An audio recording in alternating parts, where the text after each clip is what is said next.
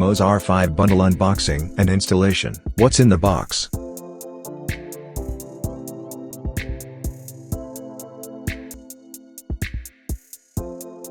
The installation of desk clamp and wheel. Align the 4 screw holes on the bottom of the base with the mounting holes on the desk clamp and fix it to the desk clamp with 4 M6 screws. Tighten the knobs on the desk clamp to the desktop.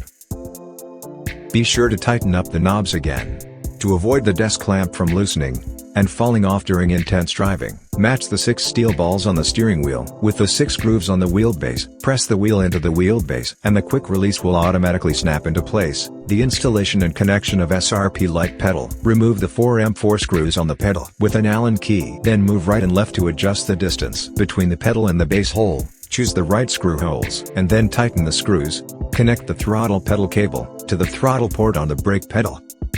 Connect the pedal connection cable to the wheelbase port on the brake pedal and the pedal port on the R5 wheelbase. Thanks for watching.